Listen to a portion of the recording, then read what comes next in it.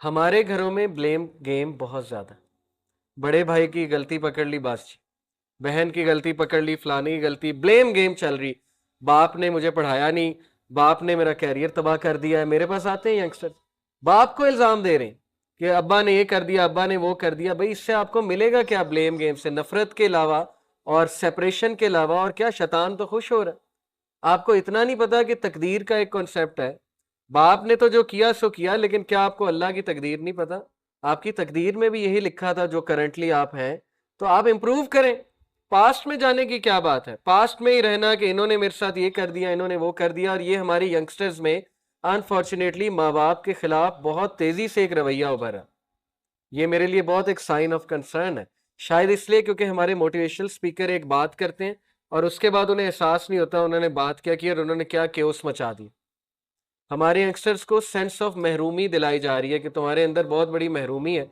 और वो इस तरह दिलाई जा रही क्योंकि हमारे जो पेरेंट्स का एज ग्रुप है, जिस जनरेशन के वो हैं, उनकी उस तरह से एजुकेशन नहीं हुई पेरेंटिंग की। ये बात हम क्यों नहीं एक्सेप्ट करते? बजाय कि उन्हें ब्लेम करने के, उन्हें ताने देने के, उनसे नफरत करने के कि ये मेरे साथ कभी लविंगली बात नहीं की। रिसेंटली मेरे पास एक यंगस्टर है, उन्होंने कहा मेरे अब्बा ने आज तक मेरे सर पे हाथ नहीं रखा, गले नहीं मिले, मुझे चूमा नहीं। मैंने कहा कि फीस देते हैं आपकी यूनिवर्सिटी की? बिल्कुल देते हैं। ये करते हैं? बिल्कुल करते हैं। तो फिर क्या बात करें? मतलब ये क्या बात है कि उन्होंने आज तक शफकत से नहीं देखा? ठीक है, ये एक कुछ लोग की सोच ये है कि औलाद के साथ जरा डिस्टेंस रखो, एक पुरानी सोच है। यू कैन आर्ग्यू एक बोसीदा सोच है, पुरानी सोच है, लेकिन ये क्या बात हो गई कि बाप को डिसलाइक करना शुरू कर दिया? इसलिए हमें एक बैलेंस व्यू देना चाहिए। बहुत सी चीजें उनकी हमारे से मुख्तलिफ है, लेकिन स्टिल वो हमसे प्यार करते हैं। उनका प्यार करने का तरीका शायद कुछ और हो। अगर उन्होंने जबरदस्ती हम पे कोई डिसीजंस थोपे हैं तो उसमें भी मैं उनको इतना कसूरवार नहीं ठहराता। बस एक कल्चरल चीज है, रैट रेस लगी हुई थी। पेरेंट्स को कुछ इनसिक्योरिटीज थी, हमारा बच्चा पीछे रह जाएगा। शायद इस इनसिक्योरिटी की वजह से उन्होंने आप पे कोई डिसीजंस थोप दिए, डॉक्टर बनो, इंजीनियर बनो, ये करो वो करो, पढ़ाया आपको जबरदस्ती, आपकी इतनी चॉइस नहीं थी, वगैरह वगैरह। उन पे जो प्रेशर्स थे उनको भी समझे, वो जिस कल्चर का हिस्सा थे इस बात को भी समझे। ओके, लेकिन ये कि आई एक्सेप्ट कि कुछ पेरेंट्स बहुत टॉक्सिक होते हैं, स्पेशली बच्चों की पर्सनैलिटी खराब करने में उनका बड़ा रोल होता है।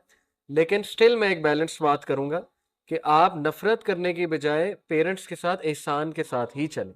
इस एंड पे हाँ, पेरेंट्स की भी इस्लाह होने वाली है, ये बात अपनी जगह दुरुस्त है।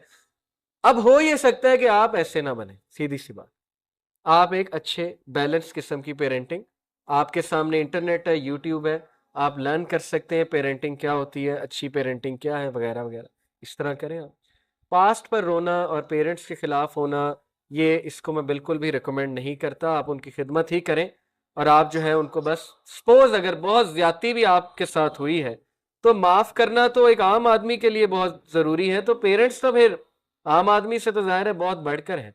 ओके, तो अपने अंदर एक जज्बा रखें उनके साथ चलने का, उन्हें माफ करने का, और सेंस ऑफ महरूमी कोशिश करें अपने अंदर ना लेकर।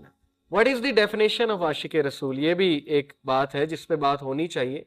मेरे नज़दीक तो आशिक रसूल वो है कि जिसका अखलाक रसूलुल्लाह सल्लल्लाहु अलैहि वसल्लम जैसा है और जो रसूलुल्लाह सल्लल्लाहु अलैहि वसल्लम को होलिस्टिकली फॉलो करता है हर मैटर में। जब बात है इनहेरिटेंस देने की, वहां पे आशिक रसूल पता नहीं कहाँ जाता है, खवातीन को इनहेरिटेंस देने की।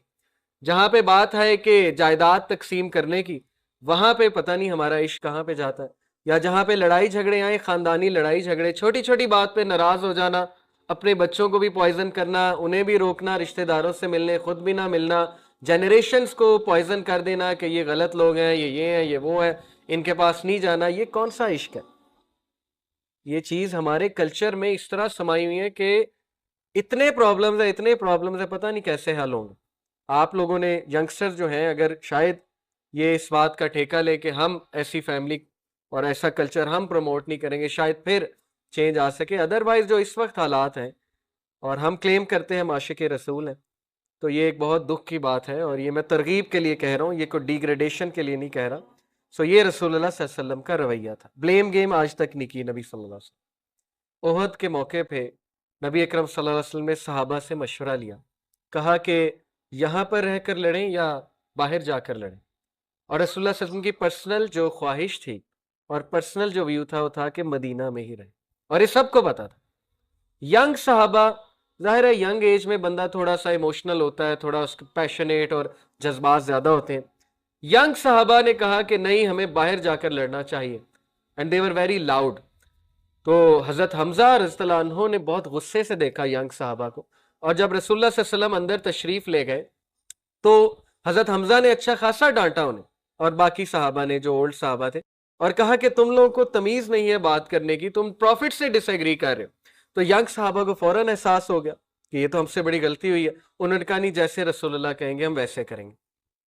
अब हज़रत हमज़ा अंदर जाते हैं, रसूलुल्लाह सल्लल्लाहु अलैहि वसल्लम को कहते हैं या रसूलुल्लाह हमसे गलती हुई, जैसे आप कहेंगे हम वैसे करेंगे। और रसूलुल्लाह सल्लल्लाहु अलैहि वसल्लम ने अपना आर्मर पहन लिया था, तो उन्होंने बड़े वक़ार के साथ, वजाहत के साथ कहा कि जब एक नबी आर्मर पहन ले फिर उसको ज़ेब नहीं देता कि उस आर्मर को उतार ले। That's all he said. और हज़रत हमज़ा खामोश हो गए। हालांकि हज़रत हमज़ा भी बड़ी जलाली पर्सनैलिटी थे, लेकिन प्रॉफेट सल्लल्लाहु अलैहि वसल्लम के जलाल के आगे किसी का जलाल नहीं चलता। वो खामोश हो गए। जंग उहद में मुसलमानों को बहुत सा नुकसान उठाना पड़ा। नबी अकरम सल्लल्लाहु अलैहि वसल्लम के दंदान मुबारक शहीद हुए, सर पर चोट लगी। सहाबा Musab bin Umair I think वो जंग बदर में शहीद हुए थे। बहुत से सहाबा वो शहीद हुए, उनके वालिद शहीद हुए। एक भी सेंटेंस आपको सीरत में नहीं मिलेगा जिसमें रसूलुल्लाह सल्लल्लाहु अलैहि वसल्लम ने कहा हो कि ये यंग साहबा की वजह से जो है बहुत ज़्यादा जो है नुकसान उठाना। कोई एक भी सेंटेंस आपको नहीं मिलेगा। A leader owns his decision. कभी भी अपनी ज़ाती रिवेंज किसी से नहीं लिया। ये बहुत बड़ी बात है, तमाम अंबिया की ये बात होती है। ये एहसान से भी बड़ा लेवल है इत्तिकान का। 3-4 रवैये हैं कुरान में मेंशन्ड। एक है जुल्म।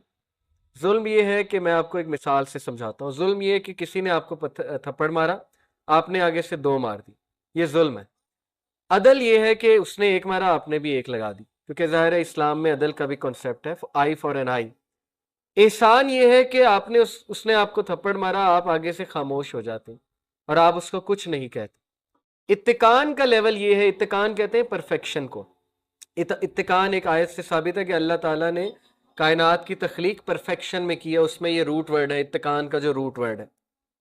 इत्तिकान से मुराद है कि अगले ने आपको थप्पड़ मारा है, आपने ना सिर्फ खामोशी इख्तियार कर लिया है, बल्कि आपने उससे पूछा है कि खैर है, आपने मुझे थप्पड़ मारा है, सब खैरियत तो है।